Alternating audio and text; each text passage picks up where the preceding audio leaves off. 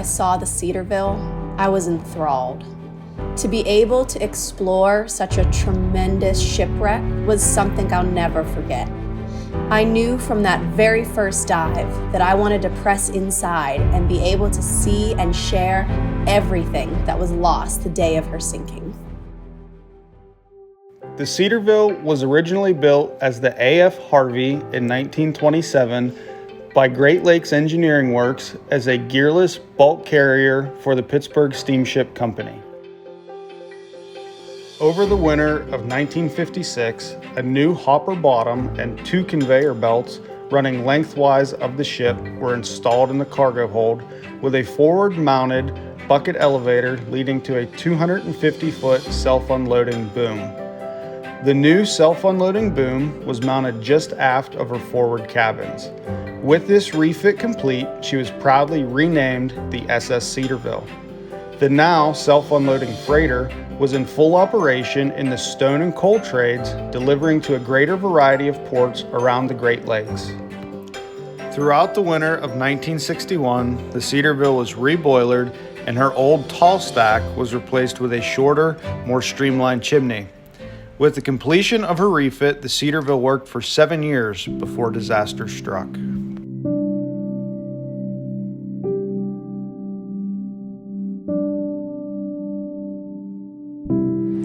Cedarville sank as a result of a collision with another vessel.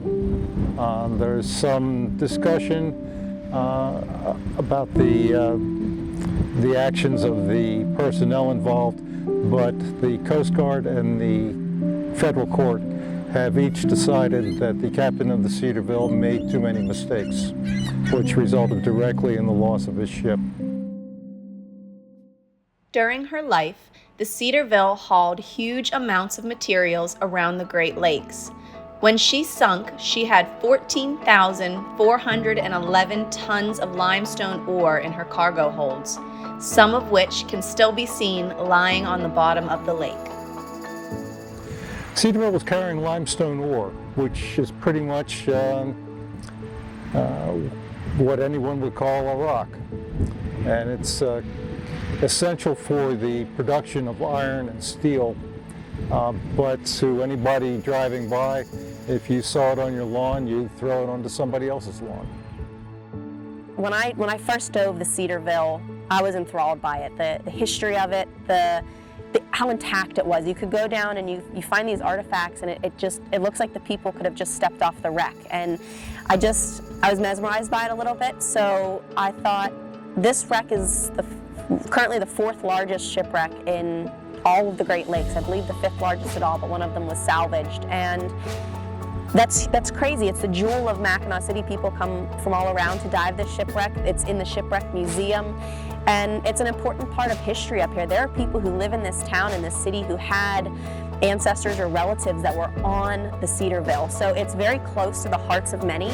And a lot of those people don't have the ability to experience the wreck. So I wanted to go down and I wanted to film it and bring the pieces of the wreck that most people never see, the inside of it. A lot of people go down and dive the outside, but getting to the inside of this wreck is a lot more difficult and requires a lot of training and a lot of safety procedures and a lot of planning. So I wanted to do this project to bring it to life for those who may have known it when it was sailing across the bay here. I mean, you would have seen it going past the bridge, hauling its stones. So I hopefully am going to get this footage in the museum along with the dioramas of it, so people can really experience it if they're not able to get down and see it in person. With the Cedarville being almost upside down, it's very disorienting because it's not completely upside down. It's kind of on its starboard side, almost at a 45-degree angle upside down. So floors and walls are now ceilings, and the ceiling is actually kind of a floor. So it's very disorienting. Looking at the plans, we're going down steps, which is actually up in the wreck to get to different levels. And just being aware of where you're at, it's very disorienting, very confusing. The bow's interior main deck includes the observation deck, first mate's quarters, and the captain's quarters. Some of the walls have deteriorated, but it is still possible to understand and see how the rooms may once have been. Furniture, such as beds, dressers, and desks, are still in place and mostly intact. These rooms are directly beneath the pilot's house, and the captain could move back and forth easily through an internal staircase.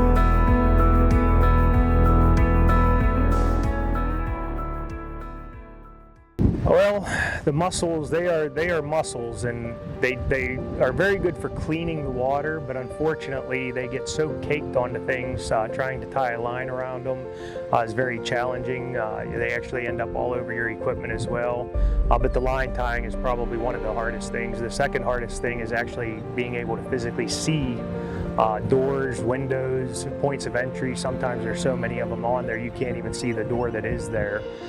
So you really got to take your time and sometimes clean the mussels off, unfortunately. The zebra mussels are great for cleaning water, but not necessarily very good for the shipwreck itself.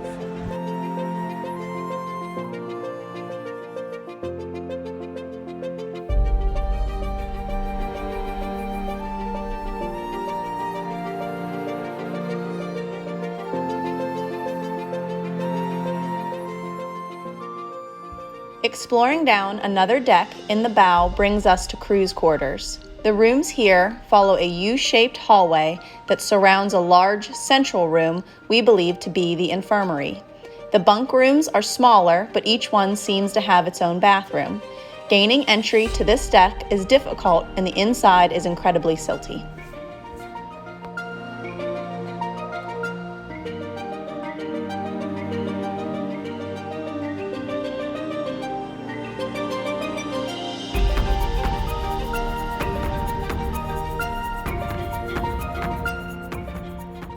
As we filmed the Cedarville, a critical part of the planning was knowing where to look. Ship plans illustrate the entire layout of a vessel. There are no plans of the Cedarville after all of our updates, so our team used the ones from when she was still the AF Harvey. Copies of these plans were obtained from the Bowling Green State University and were a tremendous resource in planning the expedition.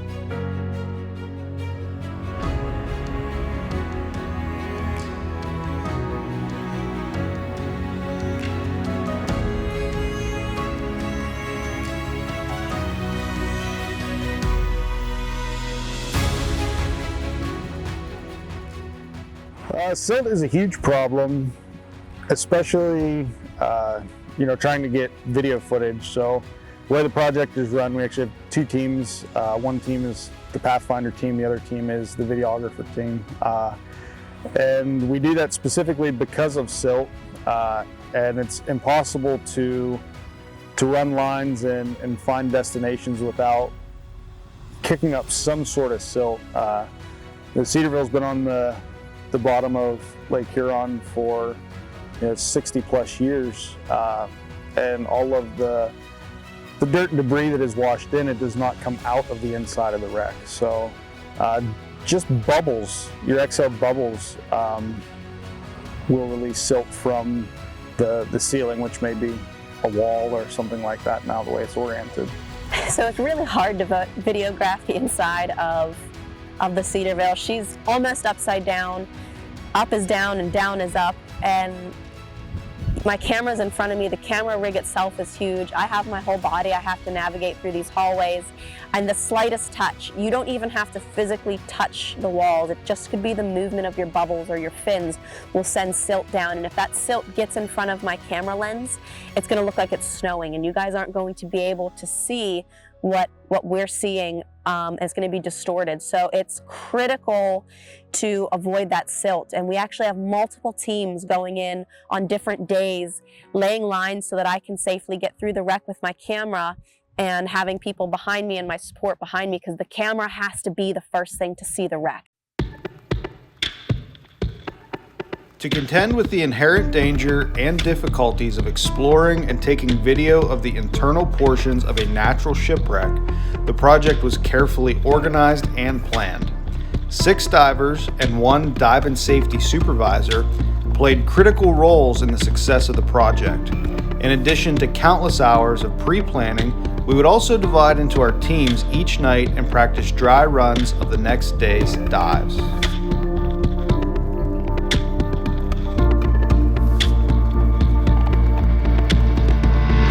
A safety diver is primarily to have situational awareness on all the divers involved in the expedition, to maintain kind of overall picture of what's going on. So in these type of dives, this expedition, we send multiple teams going multiple places. So you need to react to any sort of emergency that comes up, and be prepared to deal with that.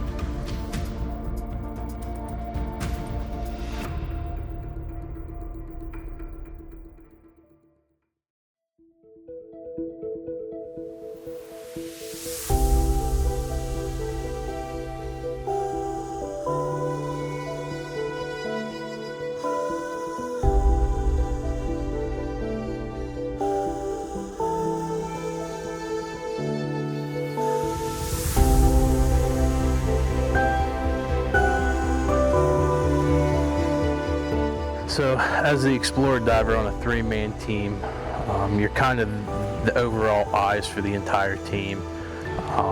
Keep a little distance, a little pocket off the main photographer and the cover diver. Be able to rush in case an issue arises with either the 2 divers, and just be a point of contact whenever they're ready to make their return out of the wreck, so they have a free access point. Also, just keep your eyes scanning throughout the interior of the wreck.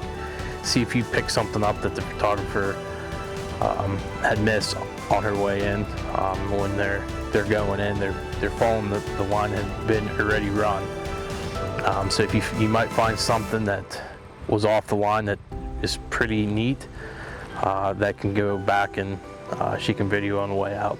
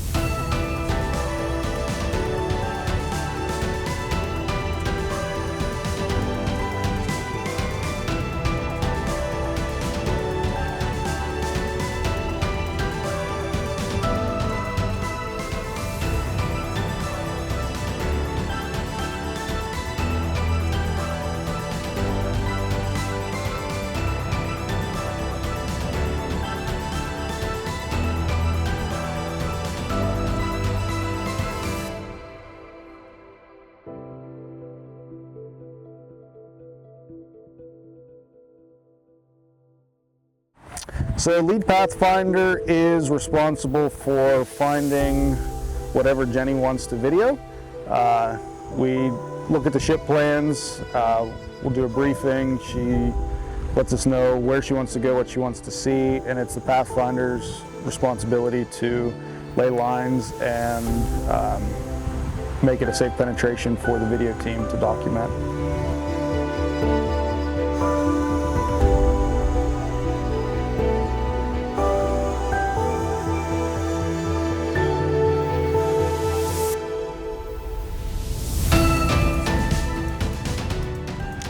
Second pathfinder's basic responsibility is watch the first pathfinder, make sure he's not going to get tangled in anything, being that this is a ship that was not prepped to be sank.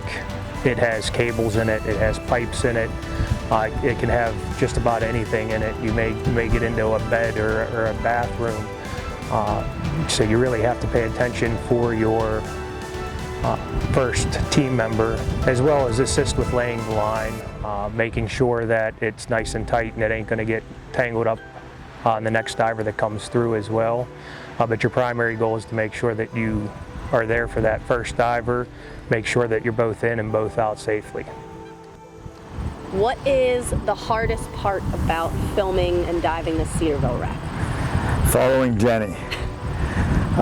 Knowing what Jenny's doing, getting Jenny unstuck. I am not per se a videographer or photographer. I understand the concept of what the shot's supposed to look like and setting it up, and I understand what everybody's getting. However, I'm not attuned to the technical aspects of the photo. So the hardest part is trying to understand what the videographer, photographer wants and staying out of their way. And on this expedition, I'm a cover diver, so safety for the videographer too.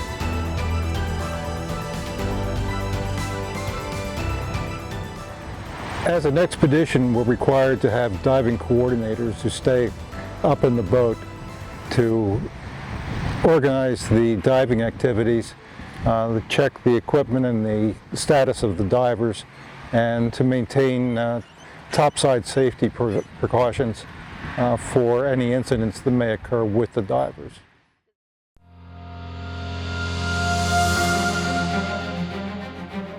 Located in the stern of the ship were the engine and boiler rooms.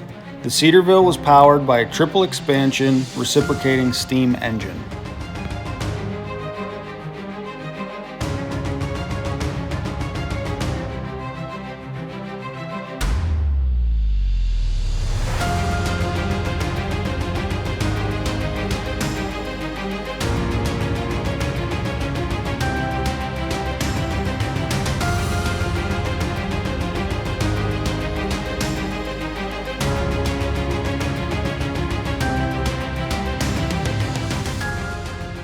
While in operation, the crew moved about the massive area with a series of stairs and metal grate walkways. These grates are now scattered about the compartments. The engine and boiler rooms span the height of several decks.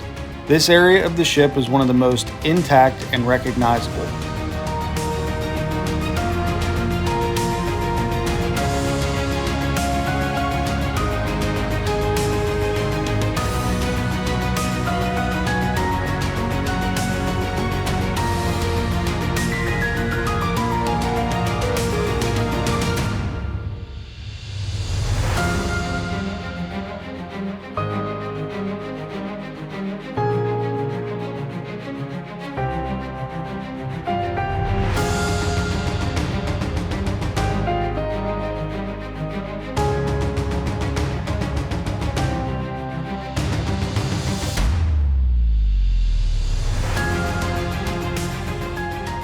My favorite part of wreck diving is being able to see a ship that has went down, whether it's been 50 years underwater, 150 years underwater, and it pretty much looks the same as it went down.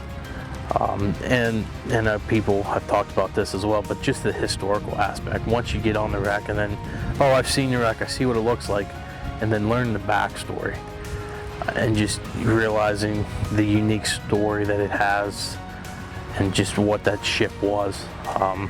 So the historical aspect, but actually being able to get on the wreck itself is pretty an amazing feeling.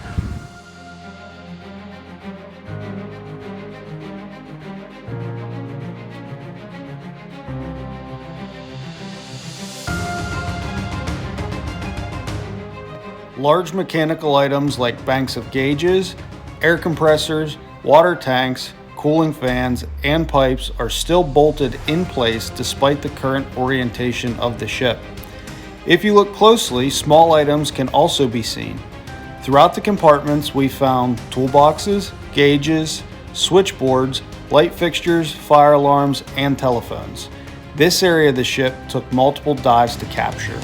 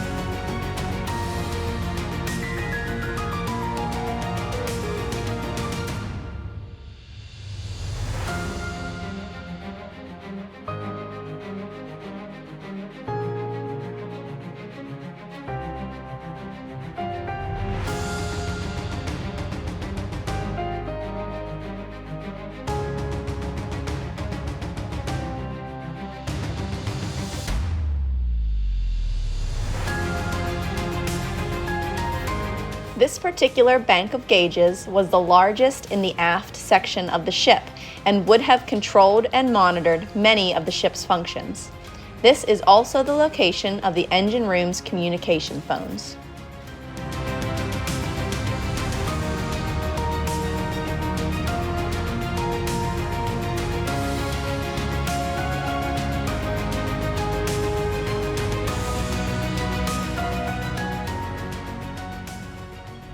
On the phone's tag, you could clearly read where in the ship each switch would call. Number 1, the windlass forward. Number 2, the pilot house. 3 was this phone in the engine room. 4, the steering gear compartment. And 5, the steering gear compartment in the top of the aft house. This communication system is the one the captain and crews would have been using while trying to keep the Cedarville from sinking.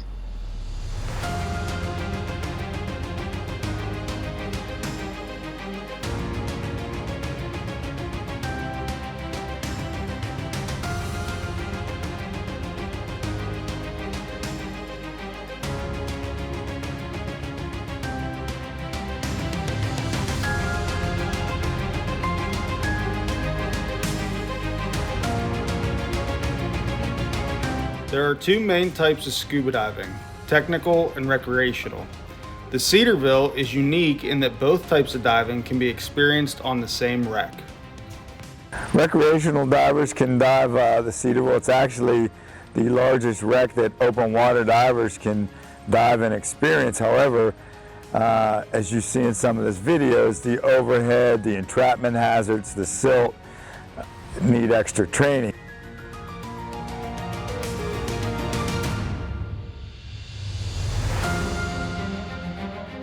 One defining difference between recreational and technical scuba is the gear required to complete a dive. Configurations, gas types, decompression obligations, and number of tanks can vary greatly depending on the dive itself. Do you have multiple tanks? I do. We were on these dives, typically we've been using up to 4 tanks, so 2 on my back, a stage bottle or a reserve bottle to provide extra gas to anybody that gets into trouble, and then also 100% oxygen to use at 20 feet to kind of burn off some of the nitrogen.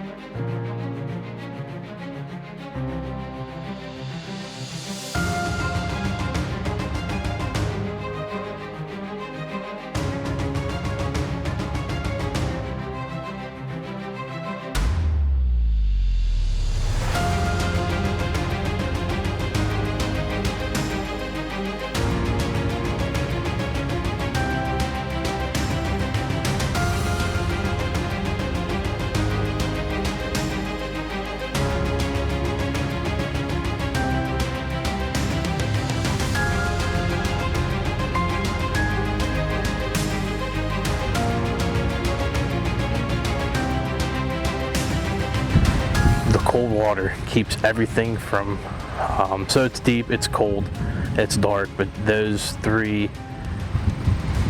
variables are great preserve factors. It's fresh water, so there's no salt water to break down steel any further. So it's the cold that keeps everything pristine.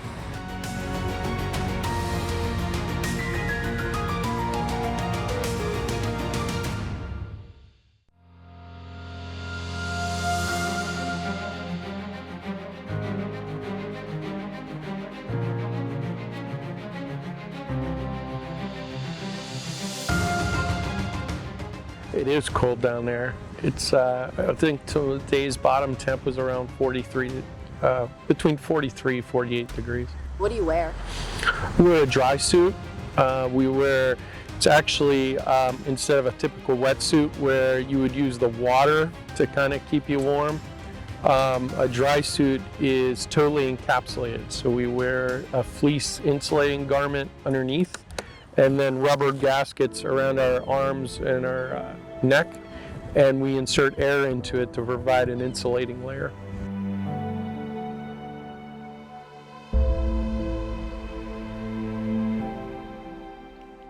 The Cedarville's main steering mechanism is very large and located in the stern, which we were able to access through the engine room. The ship had a single shaft, single screw, single rudder, and no thrusters. This resulted in the Cedarville having limited ability to maneuver quickly and was believed to contribute to the wreck and her ultimate sinking the night of May 7, 1965.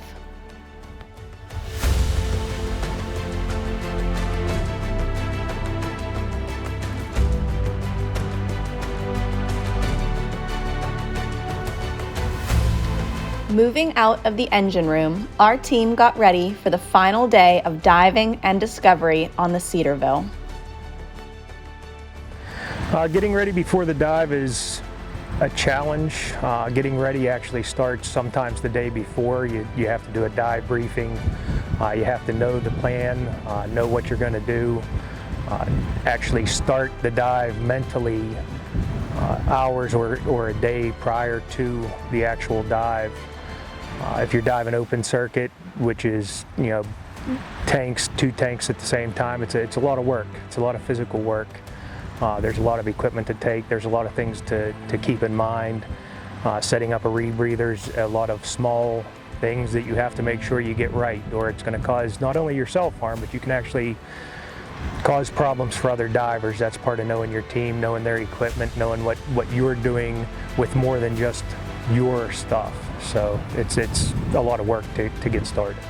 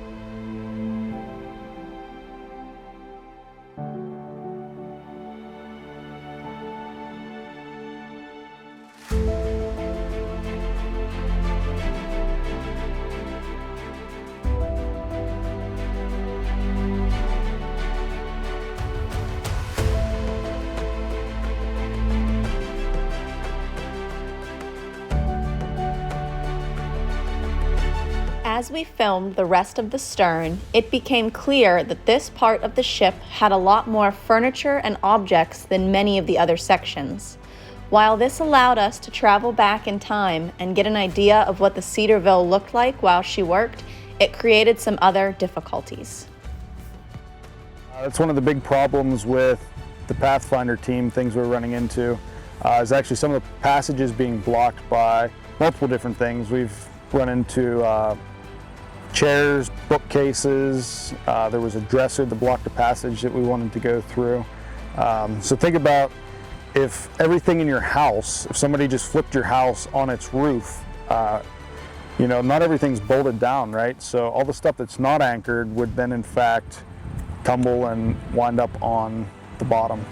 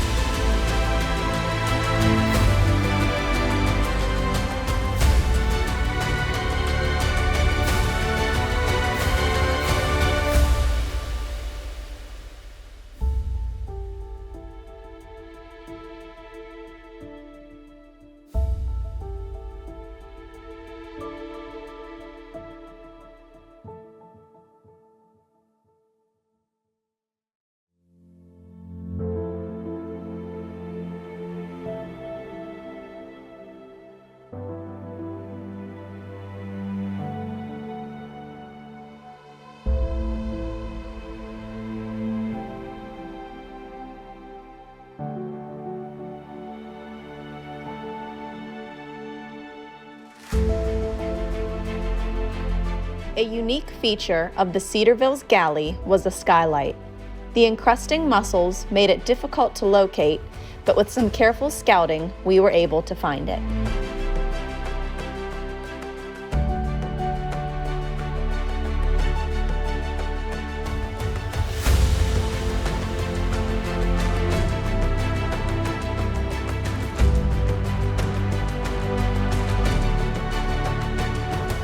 The crew cabins on the aft of the ship were some of the most surprising.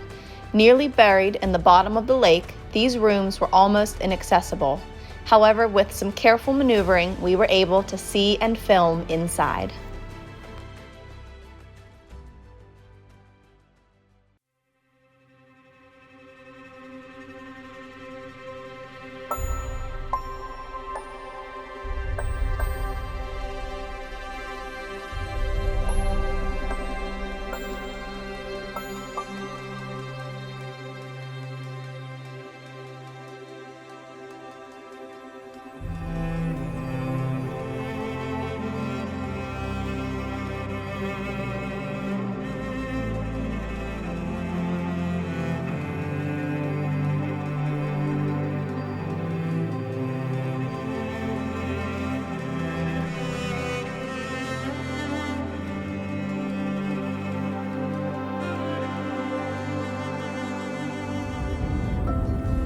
My favorite part about wreck diving is getting to learn about the wreck prior to diving. And then when you dive, you can see something that's been trapped in time. For the Cedarville since 1965, it's been sitting in the same position. You can dive down and you can actually almost picture the people working on the boat, and you just get that feel of history that you really don't experience any other way than scuba diving wrecks.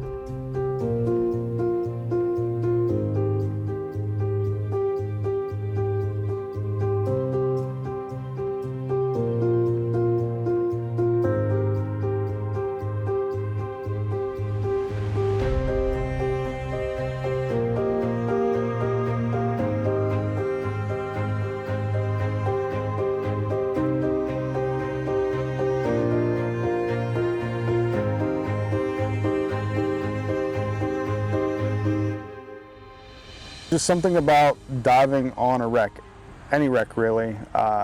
Seeing something that used to be this, especially like the Cedarville, this giant freighter, this big majestic ship that sailed on the Great Lakes.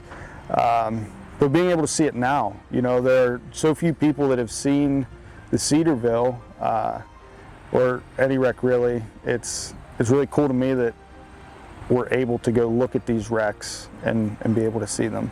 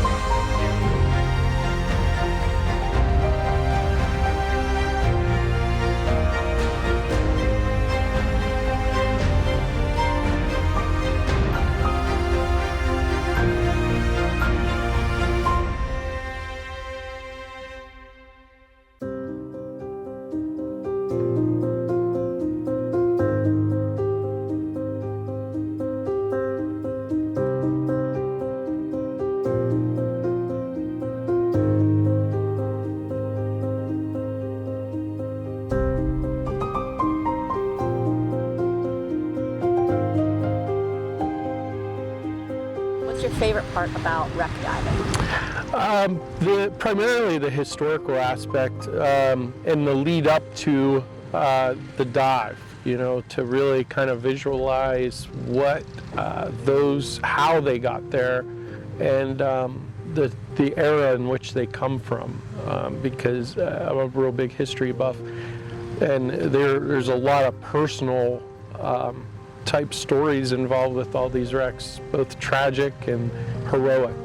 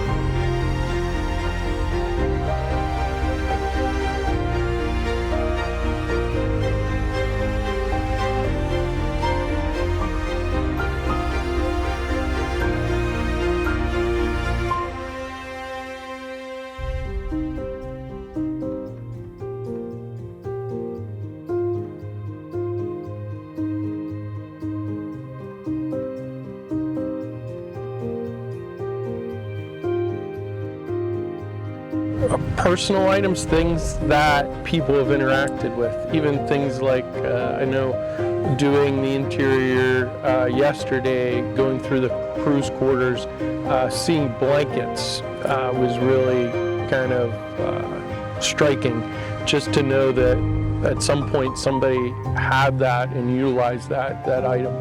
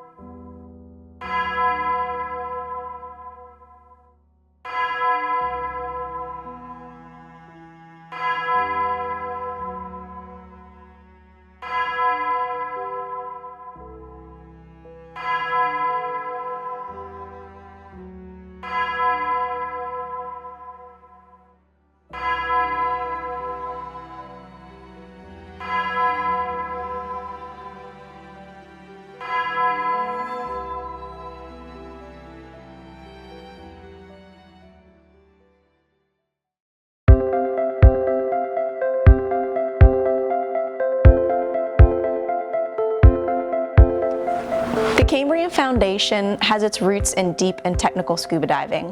From '97 to the early 2000s, we were part of a lot of projects such as mapping the Ocamall Caves, the Edmund Fitzgerald, the Belize Blue Hole, and even the Monitor Project. While we specialize in technical and research diving, one of our core concepts has always been education. The foundation strives to bring the importance of maintaining our waterways and the excitement of the underwater world to our community and schools. For the past 10 or so years, the Cambrian Foundation went quiet as its core members and divers and board started to concentrate on their professional and their personal lives. Then in 2020, about a year and a half ago now, Conrad Pfeiffer, who was one of the original Cambrian divers, approached me and asked me to become the president of the foundation. He wanted to breathe new life into the foundation. So my husband and I, who own a shop, we had the eager divers, we had the equipment, and we had the means to bring the foundation into a new era. The Cedarville documentary was our first new project. While it wasn't the most technical project we've ever done, it was a crucial step in pushing the foundation forward. We are so eager to bring and introduce new diving techniques and equipment into the project. The Cedarville documentary was the first time in Cambrian history that closed-circuit rebreathers were used on a project. It's our goal and our dream for the Cambrian Foundation to move forward into a new era of research and exploration.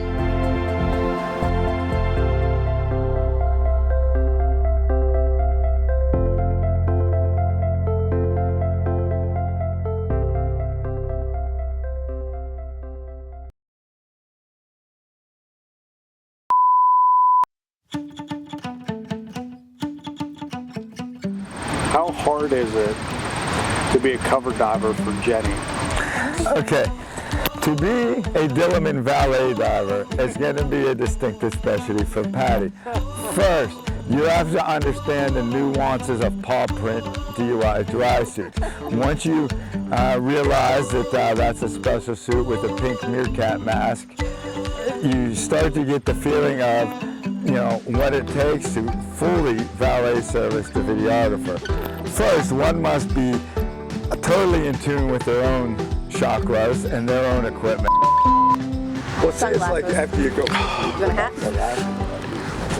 Yeah. Cool. You have to resize it.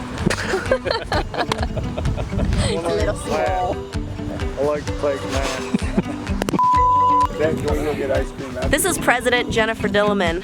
This is us just going to try to find dinner, which is the most critical mission. I have to keep these men fed. And ice cream.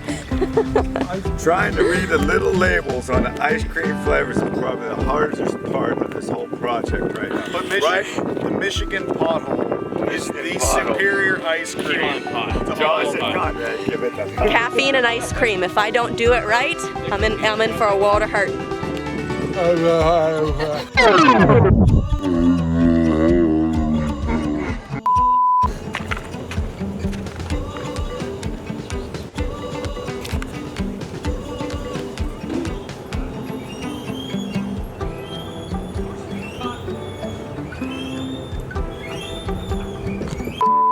How big is the Cedarville?